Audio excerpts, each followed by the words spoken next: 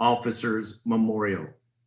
The second pillar is to tell the story of American law enforcement, which we do at the National Law Enforcement Museum, located directly across the street from the memorial in Washington, D.C.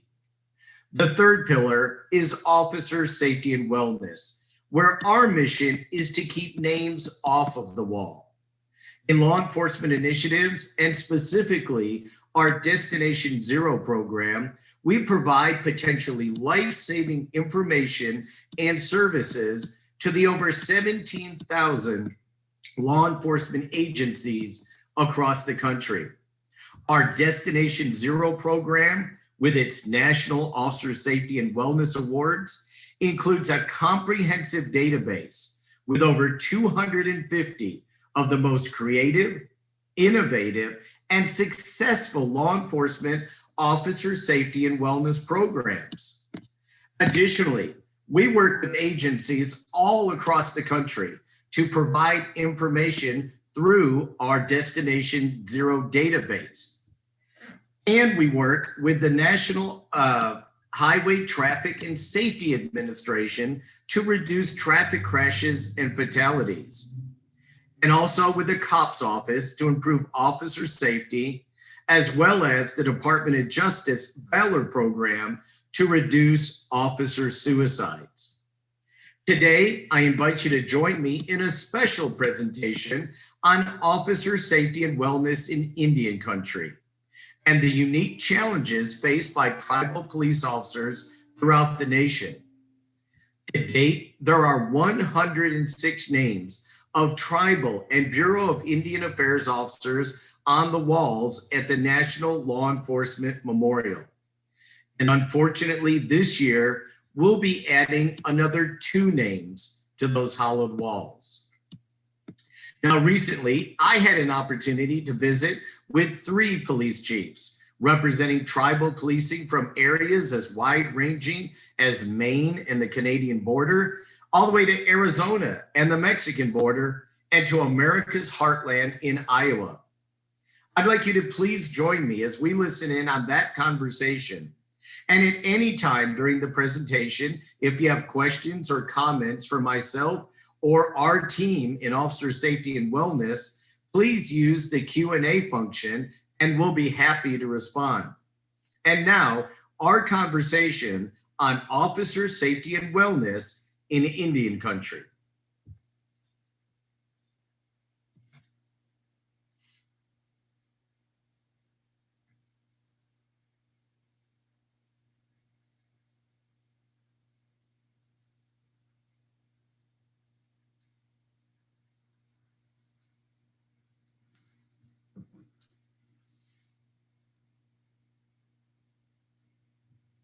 And to begin, I'd like each of the chiefs to introduce themselves, and we'll start off with Chief Robert Bryant. Well, good afternoon. Again, I'm Robert Bryant. I'm the police chief of the Penobscot Indian Nation here in Maine. I've been in law enforcement now for 35 years. Been the police chief here at Penobscot Indian Nation for 14 years. The Penobscot Nation Police Department is comprised of a police chief, a patrol sergeant or a patrol supervisor, 4 full-time officers, and 4 communications officers. We have a communications center that provides 24/7 dispatch to the police department and other tribal departments. We are, however, not an emergency 911 center. That is done by a regional communications center in Bangor, Maine, which is approximately 15 miles away.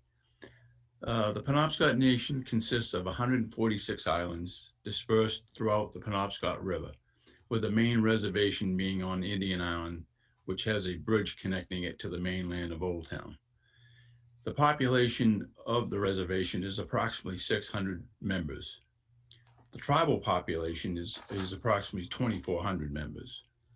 Besides the main reservation, the tribe has another 146 square miles of trust lands and 46 square miles of fee lands, which is spread out across the state, with some of it bordering Canada. The Penobscot Nation has a tribal chief and council form of government, with a majority of the tribal departments funded solely through a 638 contract. The police department was formed in 1975 under the Maine Tribal Police Grant Program. In 1980, the Penobscot Nation, along with the Passamaquoddy tribes of Maine, received federal recognition through the Maine Settlement Indian Act. From this federal act, the 5 tribes of Maine, to include the Penobscot Nation, began operating a law enforcement program, which fell under both certification requirements through the federal government of the Bureau of Indian Affairs and the state of Maine. The law enforcement program is solely funded through a 638 contract under the Department of the Interior. The Penobscot Nation Police Department operates 24/7 patrol with mutual aid agreements both with local, state, and county law enforcement partners. So again, I thank you for allowing me to participate in this panel, and I look forward to the discussion. Well, thank you, Chief, and I appreciate great description. Everybody can kind of picture your tribe up there in Maine. Next, Chief Elton Begay at Tohono O'odham. Chief Begay, tell us a little bit about your tribe and your tribal policing in Arizona. Hello, everyone. My name is Elton Begay. I currently have the privilege to serve as the chief of police. Excuse me. The chief of police with the Toronto Nation Police Department. I have approximately a little over 25 years in law enforcement experience. I just completed my 3rd year in this current position as chief of police. Our agency, or should I say our tribe, is comprised of 2 million acres, which equals about 4,200 square miles. The majority of the land in our jurisdiction, our reservation, is in southern Arizona, which is in Pima County and also parts of Maricopa County, and as well as Pinal County. In 1937, the U.S. Department of Interior approved the Constitution of then what was our formal tribal name of Papago tribe. In 1986, the tribe adopted a new constitution, giving the new name change of the Donatan people, which means desert people. The reason for that is because the Spanish conquistadors had named the natives in this region kind of a, I would just say, a derogatory slang for bean eaters. So therefore, thus the name change. So, with our agency, we now have we're budgeted for 103 police officers. We currently have 76 certified police officers, from the newest rookie officer to my position. And we have different areas of specialty and divisions within, meaning our SWAT team, our vehicular offenses, our criminal investigations, crimes against persons, to include our financial crimes division, as well as our, and I'm very proud to say, our drug task force, which is a group from Arizona HIDA, which is the only Native American sponsored group with HIDA here in Arizona. And with that, we also have everything that falls within the police department, to include all our civilian personnel, from records management to dispatch to corrections. Our correction facility is another branch within, and we currently have about 68 correction officers, which house. Right now, our current population is 100. The max population is 107. So we're very close and very cognizant of who we take into our jail. But to include, the miles of international border that we are responsible with the country of Mexico, which is, I had to get the final figures through our curators with the tribe. is about 62 miles of international border that we are responsible for. And with the current conditions with this country, the migrant overwhelming crossers is just it's definitely keeping us busy, very busy. Um, and then also, um, same thing as far as 638. We're now a 638 tribal agency, whereas before in the old constitution, before previous 1986, we were definitely all law enforcement was under the Bureau of Indian Affairs.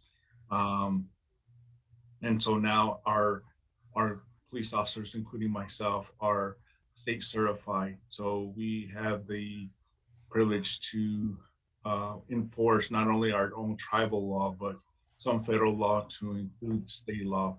And so with certain certifications through Bureau of Indian Affairs, majority of all our officers, including myself, are Special Law Enforcement Commission. So, we have a variety of crimes that we are responsible for. And, with the assistance with those federal crimes with the U.S. Attorney's Office, we definitely, have a good working relationship as far as taking cases forward into federal court. Uh, and of course, with the Federal Bureau of Investigations and the agents that are signed out here. So majority of our investigators are certified through the Federal Law Enforcement Training Center, equivalent to an 1811 special agent. So a lot of the investigators have tons of specialty trainings, which I'm very, very grateful for under Bureau of Indian Affairs and the Federal Law Enforcement Training Center. So we have a vast variety of responsibilities, and so making sure that we are included into our everyday activities is just making sure the safety of everybody, to include our officers. Unfortunately, we had lost an officer in the line of duty in August of 2020, and so my job is to make sure that I don't see that, at least under in my lifetime, ever happen, not only in this agency, but I would hate for any other tribal law enforcement agency or other agency across this country to go through that. And so grateful and appreciative to be on this, and having the support of making sure that tribal law enforcement is recognized, because a lot of the outside agencies don't really know what we do or what our jurisdiction entails. So I'm grateful to be here, and that's all I have to share. All right. Well, thank you very much, Chief. And so Chief Jacob Molitor is also with us. Chief Bryant has the Canadian border. Chief Begay, the Mexican border. Chief Molitor, you're in Iowa. Tell us a little bit about your tribe and how it's different from the other two. Yes, I would love to share, but first off, my condolences on your officer from last year. That's very difficult. We're dealing with line of duty death right now from a state trooper that was just shot and killed the other day. So definitely difficult, but we'll get through it. We always do. We'll continue to hold the line. With Iowa, we're the only tribe in Iowa, so we're really having to communicate what Indian country law enforcement is. We, until 2018, the end of 2018, we're treated like a public law 280 state. So basically, we're all like state officers, and we had that law repealed, and now we are in need of special law enforcement commissions, which we applied for but have not yet received, to be able to file federal charges when applicable. All of our officers attend the Iowa Law Enforcement Academy, are state certified. We used to have mutual aid agreements with our surrounding agencies, and we have decent relationships, but we're still to the point where we don't have them. Our tribe is the Sac and Fox tribe of the Mississippi and Iowa. They're originally from Canada. They're one of the Algonquin speaking tribes. They're called the Meskwaki. They're the Red Earth people. The tribe has started with an original 80 acres. So here they get really offended by the word reservation because although the government as a whole still refers to the Meskwaki Nation as a reservation, they purchase every bit of their land. So 10 years after the state of Iowa became a state, the tribe, a lot of them hid out here for that time, and they ended up buying an original 80 acres, and the state of Iowa passed a law allowing them to stay. So they continued from 80 acres up to about 12 square miles, which our jurisdiction is now. They also have a wildlife refuge, which is not our tribal jurisdiction, but it's up in Palo Alto County in northwest Iowa. There was a person that wasn't affiliated with the tribe, but she wanted to assure that it didn't become hunting ground, and that was the only way to do so. We have a conservation officer on our department. They actually just got done with a turkey hunt yesterday. That was 2 days. They took out Native American kids, and they managed to get 4 turkeys. So we're happy about that. Non-native officers, so they had a learning process. So non-natives may dispose of parts of the bird where they can't. They need to keep in all these different pieces and really learn, dive into the culture even further on respect to the animal and hunting. Our jurisdiction is made up of chief, assistant chief, lieutenant, sergeant, 2 investigative positions, a detective, a narcotics detective, an office manager. We have 2 correctional officers that do transports. We are solely tribal funded outside of our grants that we get from the Department of Justice. We are moving towards self-governance as a tribe. And at that point in time, we're hoping to get funding from the Bureau of Indian Affairs for law enforcement. I also serve as the chair of the Small and Rural Law Enforcement Executives Association. If you haven't done so already, I encourage you to get on board with that. We represent small, rural, and tribal law enforcement across the United States. The website is smallruralalltogether.org. We're doing really good things over there. We've got a great group. We also have Michael Longhat. If you know him, he's on the board. He's down in Oklahoma, the DIA. That's all I have for now. All right. Well, thank you, Chief. And I wanted that kind of long introduction from each of you to show how varied policing in Indian country is. And this is a great representative panel from Maine to Arizona to Iowa, from a reservation that is bigger than the state of Connecticut to one that's 12 square miles. And I think this is a good representation of tribal policing in the United States. We'd like to talk specifically about some of the unique challenges that you face in your tribal law enforcement agencies.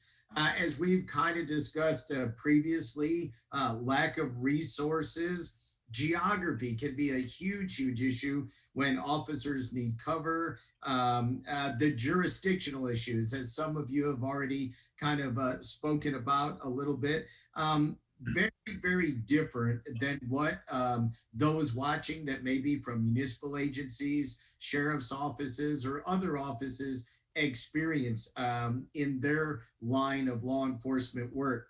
So Chief Bryant, can you start off and talk to us just a little bit about some of the challenges that you see in the area of officer safety and wellness? And then of course, at the end of this session, we're going to end with some solutions. So Chief Bryant? Sure. Well, there are many unique challenges that we face here for tribal law enforcement in Maine, such as the issue of relying upon backup that in some instances is many miles away. You know, this mutual aid is not always consistent. And in some cases, it doesn't show up, you know, and the reason for this is because of the many political and also personal barriers that have existed since the Maine tribes have formed law enforcement programs. You know, much of this is related to the misconception that tribal officers are not as trained as local and state and county officers. You know, and when looking at that, the reality of that, you know, is not accurate at all. You know, here in Maine, we meet both state certifications like our county, state, and local colleagues do, but we also have to meet federal requirements set forth, you know, by the Bureau of Indian Affairs in through Title 25 of the Code of Federal Regulations. So that whole misconception that tribal law enforcement, you know, is less trained than other law enforcement agencies, you know, just doesn't hold water. You know, Oh, actually, in many cases, you receive more training if you're trained and certified by the state and you're trained on the federal jurisdiction. well, you know that's exactly true. And you know, I've been to both training facilities, and you know, looking at the Indian Police Academy out in Artesia, New Mexico. You know, it's a wonderful training site, and really what they have to offer compared to what I see at the State Academy here in Maine, you know, it's quite more advanced there at the Indian Academy. You know, other things that we look at that we're dealing with, you know, is the ongoing need for officer wellness through, you know, proper diet, you know, fitness as we advance through our careers, you know, we have to look for effective ways to deal with stresses and traumatic events that we encounter during our shifts. You know, looking back over my 35 years as a police officer, you know, many things affected my sleep, you know, my diet, my ability to exercise on a regular basis was severely affected by shift work, you know, like, you know, I have to attend court after short periods of sleep and picking up additional shifts because, you know, here in tribal law enforcement, the pay, we really, in most instances, can't compare to other agencies because we are really underfunded in most instances. Um, Other facets of tribal policing that is challenging is the importance to provide, you know, proper equipment and additional training outside of the mandatory training that we have to provide each year for state and federal certification. And most of that is really related to the underfunded uh, budgets by the Bureau of Indian Affairs. You know, and you know, as we all know that uh, when you look and you ask for more funding, you know, that's happening across the country. So, you know, most of the time when it does get to us, it's a very minimal increase. So we have to look to other avenues such as grants. And as we know, as tribal law enforcement executives, that's a very competitive process. And so really we're out there with a position of who can beg the loudest. And really that's a flawed system. Um, One of the biggest challenges I think we face for tribal law enforcement in Maine is really trying to attract and retain qualified officers. And one of the challenges I've always been faced here as the chief of police for the Penobscot Nation is bringing tribal people into tribal law enforcement. You know, and that's always been difficult. One is because of, you know, over the years has been a mistrust of law enforcement by tribal people, and that's through generational trauma that they've experienced through the years. So, and also the inability to really provide a livable wage compared to state and county officers. In our retirement program, we've fought for years to try to include tribal law enforcement the same as direct service BIA officers to receive that federal retirement program. You know, to be able to retire after 25 years of service is very important in this field. You know, if you've worked this field, this profession for any number of years, you understand that it is a young person's profession because as we get older and we work shift work, it takes a huge toll on you. So to be able to look at, you know, that light at the end of the tunnel and say, you know, in 25 years, if I'm still in my, you know, mid to later 50s, you know, and able to retire and do something else, that's huge. And when we cannot offer that, it's very difficult. And essentially, we become a training ground a lot of times for other agencies. You know, we bring new officers in, you know, they get trained after a couple of years, you know, they're looking for the the best opportunity for themselves and their family, and they move on. And I've always told my officers, you do what's best for your family and yourself. So, that's one of the biggest things that we really face for tribal law enforcement. I know, at least here in Maine. Well, and that's an entire assortment: resources, funding, lack of proper funding for officers, salary, payroll, pension, and benefits. The geography you talked about, and the lack of backup, the lack of additional training. I mean, those are some huge obstacles that, quite frankly, many agencies, non-tribal agencies across the United States, may face a little or a small portion of it, but it seems in tribal policing, it's almost the nexus. You're facing all of that every day. And I want to switch over to Chief Begay because, again, I think Chief Bryant mentioned several issues that you and I have discussed over the years. And because of the sheer size of your reservation and the number of officers, tell us about some of the unique challenges that you're facing there in Southern Arizona.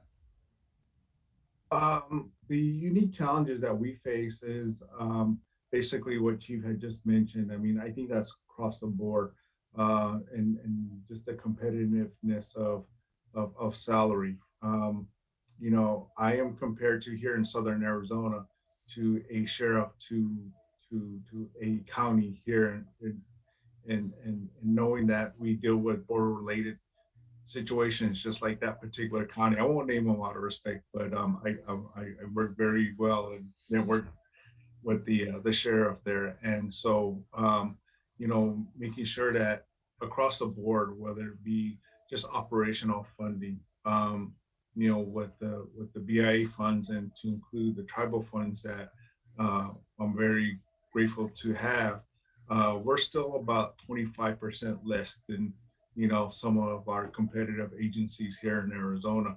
And so, that is the hugest thing that, especially now, the current generation, they see the dollar figures. And so, knowing that there's other agencies across the board that have high vacancies, we have huge metropolitan counties that are near our jurisdiction, and there are 200 to 400 vacancies in those agencies. And so that's just one of the big things and that I see. But overall, the geographic area, we have to drive a little over an hour just to our duty station. So a lot of wear and tear on vehicles, and obviously tribal roads aren't, maintained by BIA. And so, sometimes, I hear our officers getting upset saying they might as well just clear out that old asphalt and just keep grading the dirt road, because that'd be so much better. But that's one of the hurdles that we have to include, just the overall, commitment that, we have a core base that love being police officers here, because especially nowadays, knowing that their academy partners are, had been in the front line of some sort of protest, or, dealing with some riot in the metropolitan areas. And so definitely, again, that's one of the other things that I'm appreciative from our hardworking people, but to include just the well-being, health-wise. Chief had mentioned before, we're out in the middle of nowhere, so we don't have, every corner a restaurant, any kind of restaurant, let alone, we only have one grocery store here in the state, on our nation. And again, as mentioned, that we're approximately the size of the state of Connecticut. So, and even then, they're limited as far as hours and what they serve. And so, to include the drive time, the wellness of exercising, you have patrol officers spending 10 hours a shift, but to and from, that's tack on another 3 additional hours. So, by the time you're home, you're gone, you're spent. You don't want to, go to the local gym.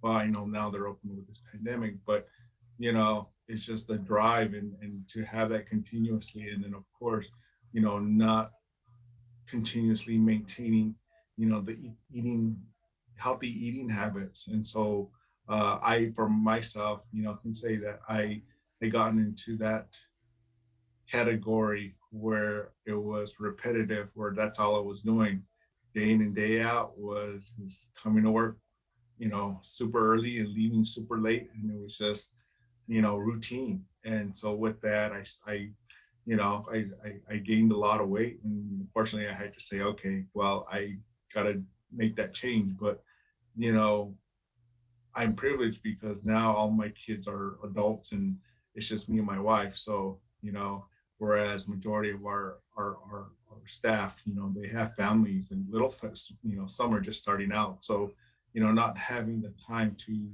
work out, and we have facilities here, but because of the pandemic, they have been closed. But even then, by the time they get here, unfortunately, our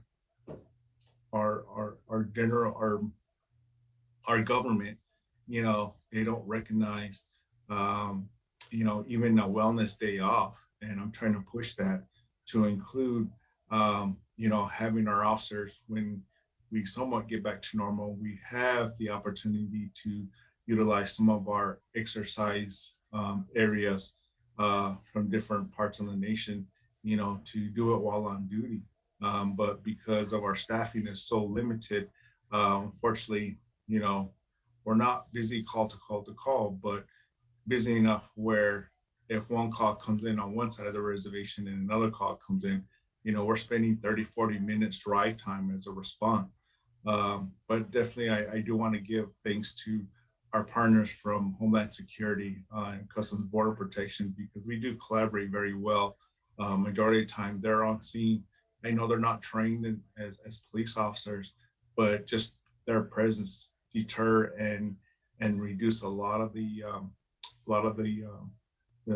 calls for service that we receive through 911. But at the same time, we don't want to, burn our bridges because they're pure immigration, whereas we are not. We need to make sure that we maintain our services to the people out here. And so a lot of times, as I shared before about the illegal immigrant situation that we're currently in this country, a lot of times we spend majority of our time now responding to border related issues. And so when it comes to those real true 911 calls for service, a lot of our time is just traveling to make sure we get there. We've gotten a lot of complaints as far as why our response time was so great. So, then at the same time, we're getting it complaints saying, well, our police officer drove past that group of illegals on the side of the road. Why did they stop? So, definitely we're in a rock and a hard place. But, what the great staff that we currently have, we're making sure that, we be safe for everybody. And so, but Chief, it's just the most hardest for everyone. yeah, and Chief, all of these issues play together into officer safety and wellness. If you don't have the funding to pay the officers, like Chief Bryant said, other agencies will take the officers. If you don't, if you can't hire and retain them, then you're have a lack of manpower. You can't provide officers to cover officers if they need it. Your geographic region is absolutely huge. I've been out there many, many times, and like you said, been with your officers and drove 45 minutes one way to a call, and you don't have backup for maybe an hour if you need it. So the situation out there is just so much more dire than many of our urban and suburban agencies could even imagine. And hats off to you and your officers for doing what you can to address tribal issues, address federal issues, immigration issues, and still try to serve your public. But every one of these issues that you mentioned play directly into officer safety, and it's why we're talking about it today. It's why we want to come up with some solutions, and why we want to try to assist you going forward, so you can keep those names off of the wall. Chief Molitor, you've got about 12 square miles up there. Tell us about some of your unique challenges in officer safety and wellness. Hopefully your officers have a little more access to better food, better diet, better physical workout facilities than what Chief Begay was talking about. Yes, we definitely do. We have a casino on our jurisdiction. We also have two small neighboring towns. We're within 15 minutes of a city that's population of 30,000 people that has workout facilities and whatnot. We don't have a program for the police department. The tribe is planning on building a recreation center, which I imagine will be open to us in the future. So I can see programs and other things coming in the future when it comes to that. But right now, what I'm focusing on is what I can control. There's so many things as a tribe that vary to non-tribal agencies. What I think we really have to do is focus on all the great things about working for a tribal agency and highlighting those and drawing the people that want to be part of that, making it known what is so special about being part of a tribe. Those are the people that we want, the people that are going to stay, the people that buy into our mission and our purpose for helping Indian people who I argue, need some of the most help in our state, at least of any community in our state. So I'm very proud to be here. I'm proud to represent the Meskwaki Nation, and there's nowhere else I'd rather be. And I say that with my whole heart. But when it comes to a solution, some of it can be simple, such as making goals for officers. So it's not goals that we make for them. It's just a process that we give to them to get them thinking critically. So what I do is I use 6-month goals. Every 6 months, we send out a goal sheet. It's something I stole from my master's program at St. Cloud State. It goes from career, family, friends, education, physical, spiritual, financial, and the problems that are most of concern to me right now are blank. It's got the name, date. It's nothing that they turn into us or anything like that, but we're basically have open arms and saying, if you want to share any of this with us, we're more than happy to guide you. Research says that if things are written down and you share your goals with people, that in turn, they'll be more likely to achieve those goals. So some of those could be the physical. And another big reason I do this is because I want to say that I took every step necessary to prevent one of my officers from taking their own life. That's why I try the best I can also to give them a voice whenever I can. It doesn't mean that as administration that I'm going to take all their ideas. A lot of them are really good ideas, but obviously money, timing, everything to listen. One of the unique things we do to give them a voice is we actually implemented peer reviews. I even allow my officers to review myself. A lot of them are trust-based questions, but it also lists what they can improve upon, asking if they enjoy working with another officer, asking about leadership qualities from excellent to poor to help us identify who our future supervisors should be, those types of things, to get them used to keeping each other accountable to a sense too, that just when a supervisor is not around doesn't mean that you don't have to carry your load as a team member. We also have a buddy system, which every officer has to choose a buddy that they know that they can go to, that the other person knows that you can talk to me if there's something going on. We also have a peer support program in our county that has all the first responders. We have 2 officers that participate in that. They go to the meetings and they have helped EMS, fire, other law enforcement, and we've received help as well. So following critical incidents or anything that we need. I couldn't agree more with what Chief Bryant and Chief Begay said. When it comes to the challenges we have is, we're the only agency that doesn't have a pension system. So any officer in the state that has more than a few years on isn't going to want to give that up and come to us. So they're either going to be retired and come to us, or they're going to come to us after 1 to 3 years or so, where they're not really vested. They have limited experience, and but we do fairly well with retention. We treat our employees well. We're innovative.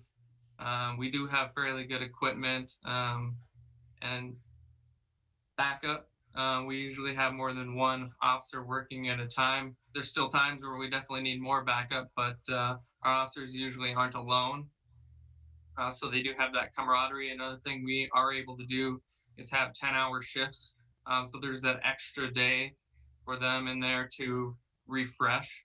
A lot of agencies, based on their size, aren't able to have 10-hour shifts, but they are able to have more overlap that way too, where they're able to see more of their coworkers.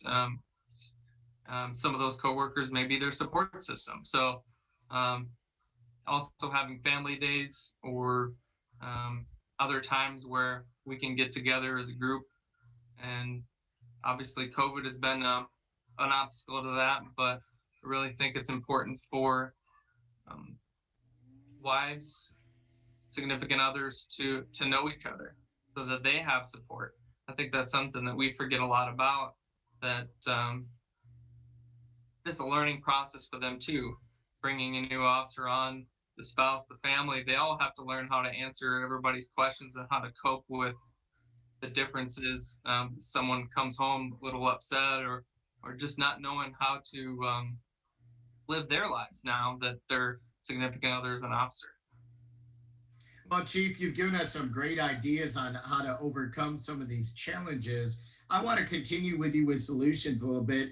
Two things that we've mentioned as we've talked in the past, and if you could explain it a little bit, the whole person concept that you employ there at your agency, and the empathy roundtable. I think those are really, really creative and innovative ways to improve officer safety and wellness. Can you tell us a little bit about those?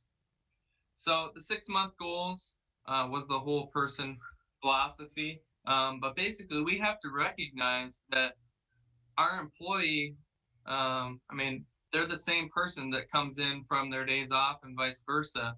That if we're supporting their personal goals, that should be just as important to us. They'll be more refreshed, more motivated when they get to work, and knowing that they have a workplace that supports them 360. And then if we need anything, we'll offer it to them however we can. With the empathy roundtable, so I went to the Chief of Police Command School in 2019. When I was down there, we read a book. Can't tell you what it is on the top of my head, but we had to present part of the book. And one of the things I read about in there was really interesting, and I applied it in the following January in a annual meeting we had as a team, pre-COVID, of course. So what they did in the book is they had, it was called a hospice care volunteer experiment. So they brought all these people there in that were going to volunteer in this hospice house. And before they did anything, they sat them all down, didn't really go over a whole lot about what they were going to do. And they said, tell me the things that are most important to you in your life. So basically, they're all getting to know each other, writing down. So be specific. Write down your dad's name, your mom's name. Kind of gives me goosebumps talking about it. But your dog's name, your most valuable, beaded medallion, for example. The things that you would be devastated in your life to lose. And when I talked about it, I talked about Indian country because of how much loss there is in Indian country. Over 2.5 to 22 times more loss in people's lives in Indian country. So they brought these people in and they replicated taking things from them in their lives. So they would take a couple cards. No, there's a car accident. They lose a whole family. So you as supervisors come in and you take these items from these officers. And there was people in this experiment that broke down and cried. They didn't lose anything, but it was just the thought, the devastation of losing the things that they couldn't, imagine losing in their lives, which Indian people deal with all the time, dying at young ages, sexual assaults, domestic violence. It goes on and on and on. So I use this with my agency, and I was actually very um, surprised how well it went. I didn't know how well it would translate from the hospice care to the law enforcement officer, the big tough. But there was people that got emotional about it. There were some people that didn't take it as seriously. But I think it was a good learning lesson to help us with empathy. And the reason I think this works with officer safety and wellness is because it can help us better understand our community and can bring us closer together. And when we're interacting with people, as a result, we'll be safer because they know that we're interacting with them with the best intentions, trying to help. All right, that sounds amazing. A very, very innovative concept. And that's what we like hearing in officer safety and wellness at the memorial and museum. Chief Bryant, you and I have discussed you're a big proponent of debriefing after traumatic events, and you do have the ability to give wellness days, I think. Can you give us some of the solutions that you've implemented in your tribal policing agency to try to improve officer safety and wellness?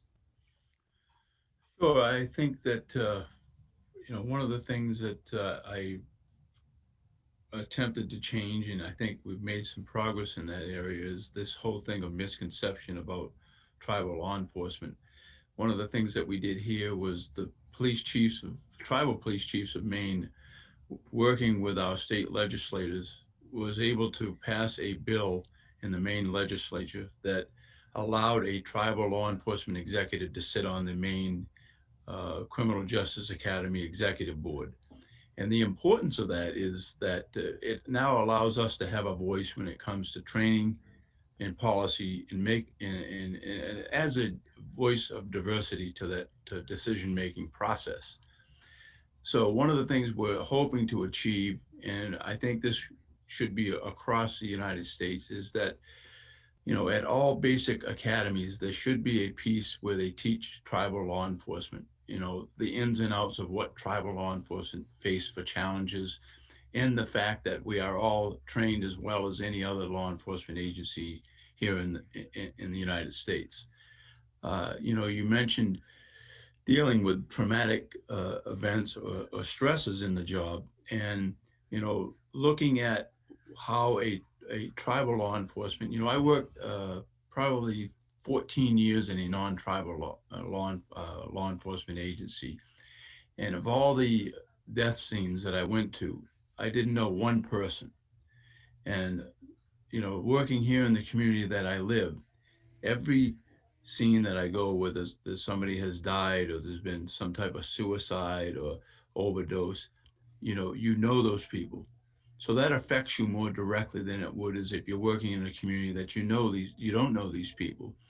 So instead of being a voluntary approach when it comes to counseling and debriefing, I made it mandatory. So if you, as an officer here at the Penobscot Nation, deal with a traumatic event situation, a call, it is mandatory that you sit down and attend a counseling briefing with a trained psychologist just to talk it over. Because I've found, over the years when I dealt with those types of situations, I brought that old school mentality at first into play where, you try to act tough, don't let it get to you, stuff it down, move on and do the job. Well, I've come to learn, that's not an effective way to do it. And it's not a healthy way to do it. So, incorporating that into my policies here, that it is a mandatory session, I think is really bode well for the process here. And finally, looking at it, one of the things I know is we've got to change is this whole issue of retirement. And, we have to do it as a collective voice, because there's no reason that tribal law enforcement is set aside differently than BIA direct service officers. So and I implore all tribal chiefs to get together and to really come together as a collective voice and to really affect change. Because, when I go back to that issue of getting a seat on the Maine Criminal Justice Academy Board, that took us 5 years, 5 bills submitted. Each time we were told no. The first 4 times we were told no. We actually had state and local law enforcement agencies voting against us, going down and testifying against us of being on that board, until we actually sat down and explained the purpose behind it. So again, you know, we could have gave up after the first, second, third, even fourth time that we were told no. And I used to chair the United South and Eastern Tribes uh, Law Enforcement Committee. USED is the name of the organization. We met multiple times with leaders of the Bureau of Indian Affairs, Law Enforcement, Justice of Services, Office of Justice Services, and continually gave excuses and reasons why we cannot afford us the same retirement program. And, I'm not one to say accept defeat. So again, I think one of my missions before I do retire, which is a little over 2 years, is to try to get that changed, try to bring together all tribal law enforcement chiefs to say, how do we go about a collective voice to force this change? So, you know, it's not going to benefit me. I'll be gone, but it's going to benefit the people that follow me. And it's going to make for a better life for tribal law enforcement officers. So, if for you on the panel today, spread that word. And, I do take that as a mission. That's something I want to accomplish before I do retire. Again, as a chief, you've got to look at this idea of hiring, recruitment, retention as an officer safety issue. If we don't have enough officers out there to cover each other, we can lose an officer in the line of duty. If we don't have enough officers to respond to the calls for service, our community is going to suffer. If we don't have enough officers to respond to calls appropriately, the community and the officers suffer. So this is a huge issue. This is kind of a executive issue that must be addressed, but it's one that goes all the way down to the officer level and touches the community. And in the end, we just want it safer for our officers and safer for the community. I really appreciate some of those comments, Chief. Chief Begay, let's kind of end it with you. I love visiting with you and you painting that picture of policing in Southern Arizona. And I've been out there and I've driven the desert roads with you, and I've been out there with your officers, and I've seen those challenges firsthand. But I know that you're trying to implement some things to improve officer safety and wellness. In a post-COVID environment, we talked about physical fitness programs and mental health programs. Can you talk about some of the things that are on your radar to improve officer safety and wellness in your area of the country? Well, going back on the loss that we had suffered last year, and going forward and making sure that our officers' behavioral health is taken care of. Unfortunately, with our tribal government, I cannot make anything mandatory, whether it's a briefing, debriefing, or any type of therapy. But I do offer it as much as I can to include utilizing our own tribal behavioral health through IHS. I mean, they work significant. They've done wonders, should I say, in helping people through not only this pandemic but everything else that they may feel are traumatized. And so I offer that, as well as to include our outside sources who we have, vendors that we utilize for our hiring um, steps when we have psychologicals, because that's making sure that, um, although we're so large in geographic wise and population, we're not that huge either. The population here in the Toronto Nation is about 37,000. We're so spread out in very rural areas. But we still have that small town mentality where I'm not going to go and see assistance because so-and-so is going to know that I was here or the word's going to get around. So we obviously have had that from the past to current, and I still hear it goes on to this day. So utilizing services with in-house, I call it, it's difficult for some of our staff to do that, but offering, our vendors that we utilize so that way they can feel comfortable and making sure that, it is strictly, and then it's always going to be confidential, but now, utilizing those vendors, they'll definitely feel a whole lot more comfortable and hoping that whatever assistance they obtain, it'll help them out. To include, actually, we had just set up, going through our physical fitness and defensive tactics and making sure that, again, we keep our overall physical fitness at a level where we need to be, because if we're going to be, again, that officer dealing with the situation hands on, and our backup is maybe 30 to 40 minutes, they, they got to be prepared. I know way back when going through the academy, you had a segment called Fight for Your Life, and that was only 2 minutes, and you're exhausted where you're ready to pass out.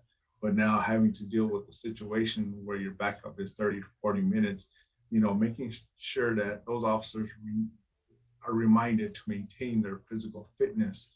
So we just implemented that again. We tried it last year, but because of the pandemic, basically our whole tribal nation, as well as I'm pretty sure as the chiefs here, went into shutdown. And so now that, we've been privileged to vaccinations and people being very vigilant and helps utilizing the safety precautions.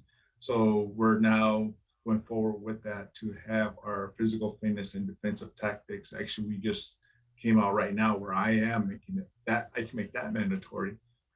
So again, it's going to touch on all that to include behavioral health as well as eating habits. And then we're also utilizing, again, our internal behavioral health as well as dietitians that actually help out the elderly senior services program, kind of touch base with them. And so just giving them helpful hints, so that way, again, because being a tribal nation with the high diabetes rate, we want to make sure that, we're looking out for the best of them, for the best of all of them, and having the longevity to be in this profession.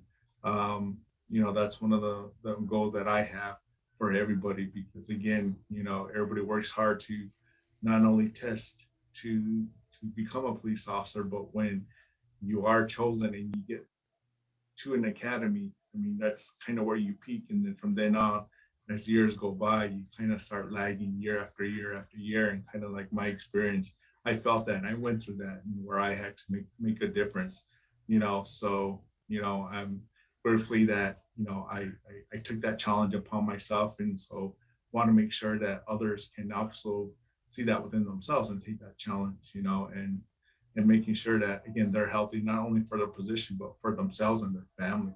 So that's what we are currently working on right now here in the Dawn Author Nation. And as things starting to slowly open up, and with the obviously restrictions, better than it was obviously a year ago. So taking that forward, that's what we're doing on our part. All right, Chief, thank you very much. I really appreciate that. And it's great hearing the innovative and creative things that each one of you are doing to try to assist your officers. And like any law enforcement executive, our biggest asset is our personnel. And to make sure that they're healthy, that they're mentally resilient, and that's what we strive to do each and every day. Any closing comments from Chief Bryant, Chief Molitor, or Chief Begay? Thank you very much for this opportunity. Happy to be here. Thank you, Chief. Yeah, I think that I echo those comments. I really appreciate the chance to provide some input, provide a little bit of guidance. I think that working the time that I have both in a non-tribal agency and a tribal agency allows me to see both sides of things. And, I think that it's important for tribal law enforcement to have a seat and a voice at the table. All right, thank you very much, Chief Bryant. Chief Begay, closing thoughts? No, Mike, same thing with Chief Brian and Molitor. I appreciate, having the privilege to be part of this. And now going forward, just, making sure that everybody in the country, to include the world, know what we do and what we're up against, because tribal nations, as I don't want to sound very political or pro or anti-government, but, when we take that step as warriors, it's a huge commitment. And so wanting to make sure that, not only do we watch our own that watch 24/7, 365, we want to make sure that they do it as best and as safe as possible. So I do appreciate everybody and this opportunity to be part of this. Well, thank you very much. And I can tell you from the National Law Enforcement Officers Memorial Fund and Museum that we really applaud our tribal police department with all of the officers that we lose in the line of duty. We take it very personally. And in our division, in Officer Safety and Wellness, our entire goal, as I said, is to keep names off the wall. And it's gentlemen like you and folks around the country that are putting our officers first, that are looking out for their safety and their well-being. And that's going to position us in a great place in the future. And we hope to continue working with tribal law enforcement and making it safer out there in Indian country. Thank you all very much. I appreciate it, and have a great day. Thank you. Thank you. You all be safe.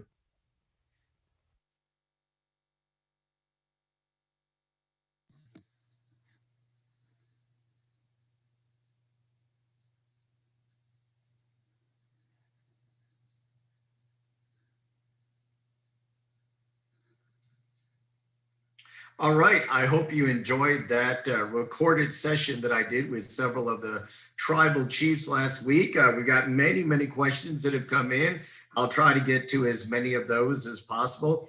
Someone asked about, do the tribal nations use Indian health services? And we did discuss that. I think many of them do use Indian health services and professional psychiatrists and psychologists. And they do incorporate cultural and tribal behaviors, tribal culture, tribal traditions into some of the debriefs that they do with their officers. And I think that's great. We had a question come in about communications on the reservations in Indian country. I think most of the departments are where they need to be as far as, do they have communications equipment, radio equipment, but because of the vastness of the territory, the location of where the officers are out on the reservation, sometimes you get bad service, no service. And you're right, just as the question came in, it does play into officer safety and wellness. And so that's an area that we can improve on with our communications equipment, especially on the huge reservations out there. We had a question about, do they often offer family retreats, work with the families of officers, or have formal mentoring programs? And I think that's agency to agency. Some agencies do, others don't. Others do it on a very limited basis. But all of those programs are beneficial officer safety and wellness programs. And certainly any of the tribal police departments have access to the resources in our Destination Zero database that talks about mentoring programs, peer-to-peer counseling programs, family retreats, financial programs, and all of those things to help make our officers more mentally resilient and healthier for their entire career. One question that came in and said, other resources for tribal agencies. Well, I mentioned the Destination Zero website and our Safety Resources Center, which can be found at destinationsero.org, destinationsero.org. We have over 250 of the most creative, innovative, and successful programs in officer safety and wellness, and they're all free of charge. We welcome you to go there to look at them, download them. Other questions that came in, someone wanted to know what is really the future of officer safety and wellness in Indian country. And I can tell you from the Law Enforcement Memorial and Museum, from our standpoint, knowing that we've had 106 tribal and BIA officers on the walls of the memorial, knowing that this year we're going to add 2 additional names. We're going to keep working with our tribal partners to improve officer safety and wellness. We're going to work with them in the future on peer-to-peer mentoring programs and providing more services, counseling services out there in Indian country. We also have other initiatives, wellness initiatives, cardiac initiatives that we'd like to bring to our tribal partners out there. So we are committed in officer safety and wellness to keeping names off the wall and working with our tribal partners all across the country. Other questions as related to off-duty jobs. I think, yes, that varies agency to agency. I think many of the tribal agencies do have officers that work off-duty jobs, and that does lead to sometimes an excessive workload. Your regular job, your court appearances, your off-duty jobs, and that adds to that stress and toll on those law enforcement officers. We did have questions about, do they have peer mentoring programs? I think some agencies work with their local counties, work with some of their local mental health providers or Indian Health Services again to get some mentoring programs, but it's not across the board. And that's one thing I think that can be worked on and improved on, is that we can provide more services to our partners out there in the tribal police agencies. I want to thank all of you for participating in this program, asking questions. The chat was very, very active all throughout the program. I see we have more questions coming in, and we'll continue after the program concludes to respond to you and to answer your questions on the Q&A function. But right now, I'd like to thank you for joining me today and my team at the Law Enforcement Officers Memorial and Museum in the Officer Safety and Wellness Division for this special presentation on officer safety and wellness in tribal policing.